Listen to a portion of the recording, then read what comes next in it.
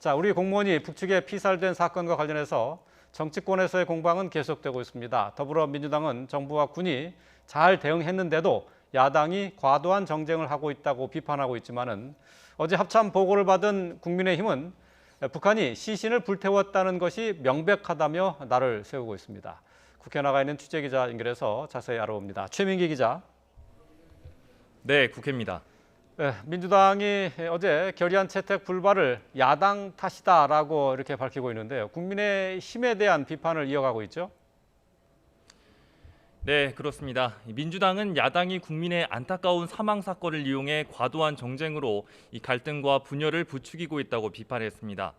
민주당 김태년 원내대표는 오늘 당 원내대책 회의에서 이같이 밝히고 이 정부와 군이 구출을 못한 이유는 수십 킬로미터 떨어진 제약된 상황 때문이었다고 강조했습니다.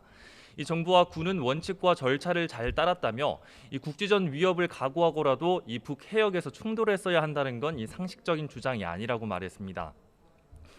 또 대통령에 대해 아무 근거도 없이 이 무차별적 비난을 멈추라고도 지적했습니다.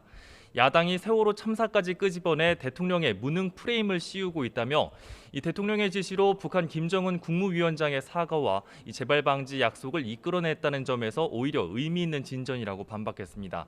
이어 이번 사건을 이용해 남북 냉전 대결 구도로 몰아가려 해서는 안 된다며 이 정부 여당이 남북 공동조사를 제안한 만큼 소모적 정쟁을 그만 멈추라고 덧붙였습니다.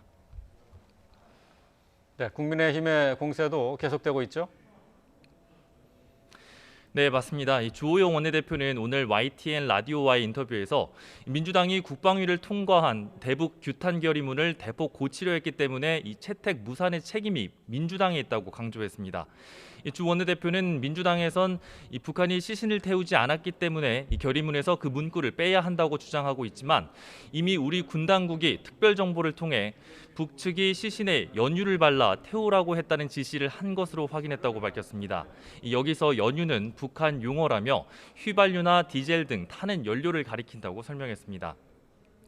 이어 사건이 발생하고 난 뒤 대통령의 47시간 동안의 행적이 이해가 안 된다면서 이 문 대통령이 앞서 대통령의 시간은 공공재라고 했던 만큼 이 시간과 행적을 거듭 밝히라고 주장했습니다.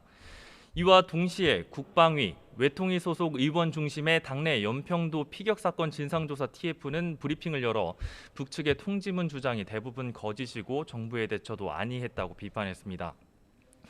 이들은 북측이 시신 소각 사실을 부인하고 이 사살 지시를 정장이 했다는 등의 주장들을 했는데 모두 거짓이라고 조목조목 반박한 뒤 이 사과문이란 이 통지문은 실은 대한민국 기만 문서라고 지적했습니다.